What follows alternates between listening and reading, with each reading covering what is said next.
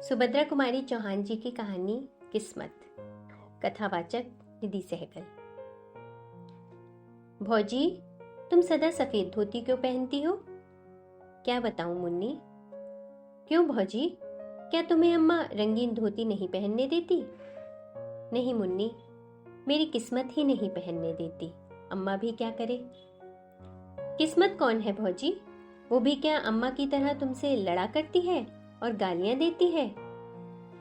7 साल की मुन्नी ने किशोरी के गले में बाहें डालकर पीठ पर झूलते हुए पूछा, किस्मत कहाँ है भौजी, मुझे भी बता दो।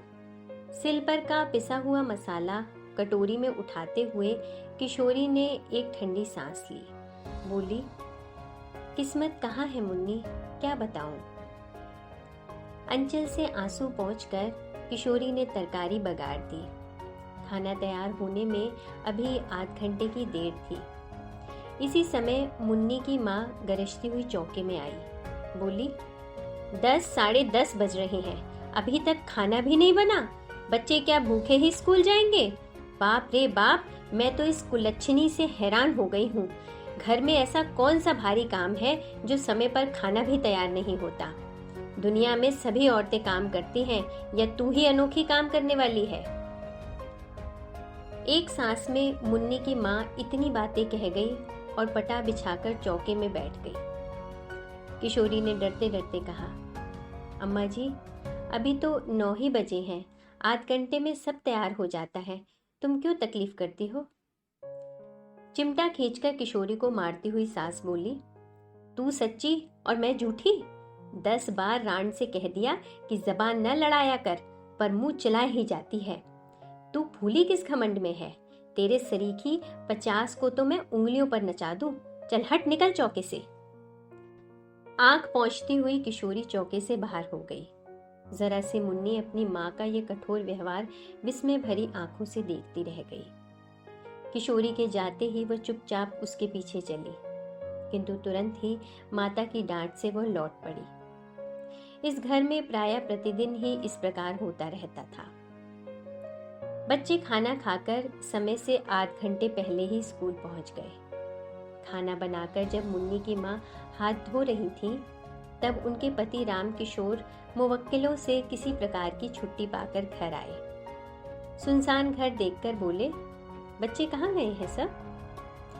नथुने फुलाती हुई मुन्नी की माँ ने कहा, स्कूल गए और कहाँ जाते? कितना समय हो गया, कुछ खबर भी है?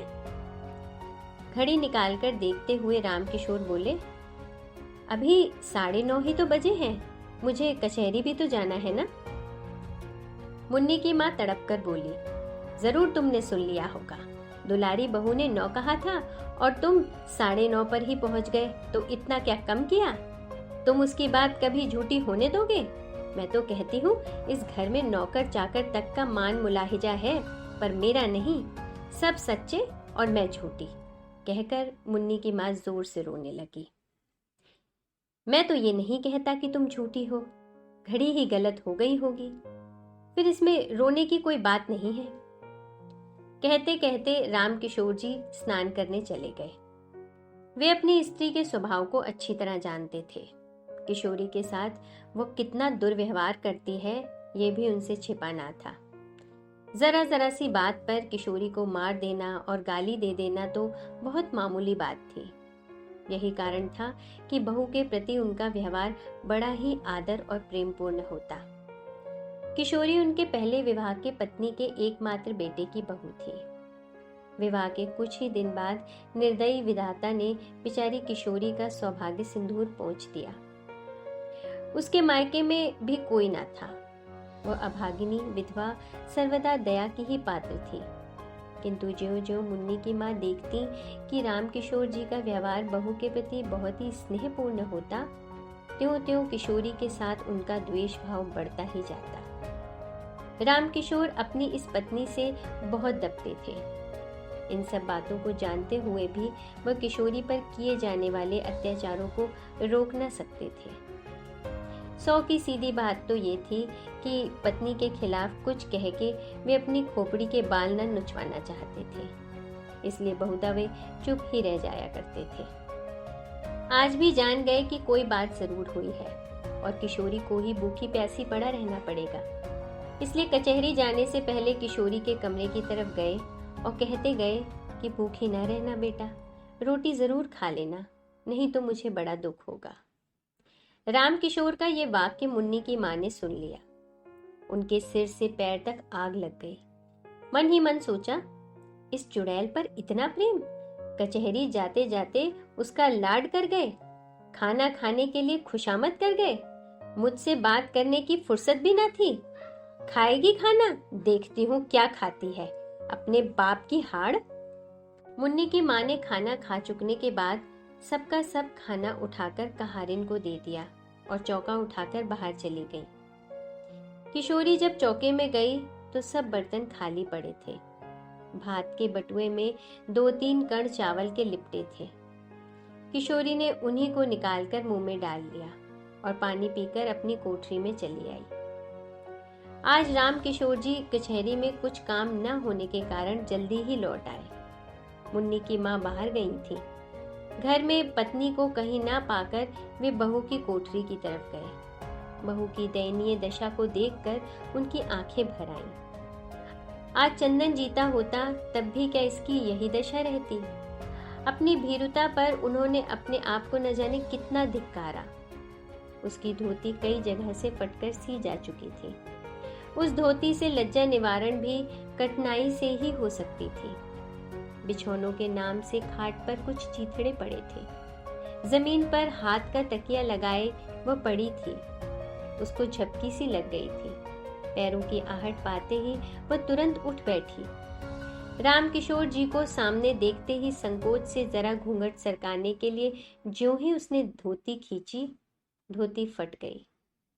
हाथ का पकड़ा हुआ हिस्सा हाथ के साथ नीचे चला आया। राम किशोर ने उसका कमल सा मुरझाया हुआ चेहरा और डबडबाई हुई आंखें देखी। उनका हृदय स्नेह से कातर हो उठा। वे ममत्व भरे मधुर स्वर में बोले, तूने खाना खा लिया है बेटी? किशोरी के मुंह से निकल गया, नहीं। फिर वो संभल कर बोली, खा तो लिया है बाबू। राम किशोर जी बोले, मुझे तो ऐसा मालूम होता है कि तुमने नहीं खाया है। किशोरी कुछ न बोली। उसका मुंह दूसरी ओर था। आंसू टपक रहे थे और वो नाखून से धरती खुरच रही थी। राम किशोर फिर बोले, तुमने नहीं खाया ना? मुझे दुख है कि तुमने भी अपने बूढ़े ससुर की एक जरा सी बात न मानी। किशोरी को बड़ी ग्लानि हो रही थी कि वो क्या उत्तर दे। कुछ देर में बोली, बाबू, मैंने आपकी आज्ञा का पालन किया है। जो कुछ चौके में था खा लिया है, झूठ नहीं कहती। राम किशोर को विश्वास न हुआ। कहारिन को बुलाकर पूछा तो कहारिन ने कहा, मेरे सामने तो बहू ने कुछ नहीं खाया। माँ जी ने चौका पहले से ही खाली कर दिया था, खाती भी तो क्या। पत्नी की नीचता पर कुपित और बहू के सौजन्य पर राम किशोर जी पानी पानी हो गए। आज उनके जेब में 50 रुपए थे। उसमें से 10 निकालकर वे बहू को देते हुए बोले, ये रुपए रखो बेटी, तुम्हें यदि जरूरत पड़े तो खर्च करना। इसी समय आंधी की तरह मुन्नी की माँ ने कोठरी में प्रवेश किया। बीच से ही रुपयों को झपट कर छीन लिया। वो किशोरी के हाथ तक पहुंच भी न पाए थे। गुस्से से तड़प कर बोली, बाप रे बाप, अंधेर हो गया। कलजुग जो ना करावे सो थोड़ा ही है। अपने सिर पर की चांदी की तो लाज रखते। बेटी बहू के सूने घर में घुसते तुम्हें लाज भी ना आई।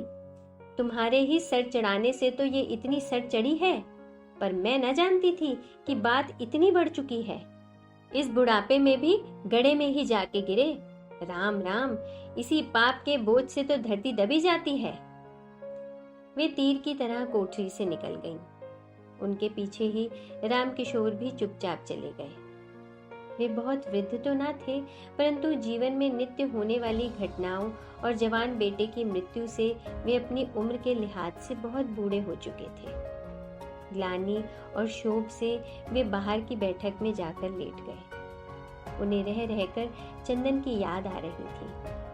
तकिए में मुंह छिपाकर वो रो उठे। पीछे से आकर मुन्नी ने पिता के गले में बाहें डाल दी। पूछा, क्यों रोते हो बाबू? रामकिशोर ने विरक्ति के भाव से कहा। अपनी किस्मत के लिए बेटी। सवेरे मुन्नी ने भौजी के मुंह से भी किस्मत का ही नाम सुना था और उसके बाद उसे रोते देखा था। इस समय अब उसने पिता को भी किस्मत के नाम से रोते देखा तो उसने विस्मित होकर पूछा, किस्मत कहाँ रहती है बाबू? क्या वो अम्मा की कोई लगती है? मुन्नी के इस भोले प्रश्न से दुख के समय भी रामकिशोर जी को हंसी आ गई और वे बोले, हाँ, वो तुम्हारी माँ की बहन है। मुन्नी ने विश्वास का भाव प्रकट करते हुए कहा, तभी वो तुम्हें भी और भौजी को भी रुलाया करती है। सुभद्रा कुमारी चौहान जी की कहानी किस्मत। कथावाचक निधि सहगल।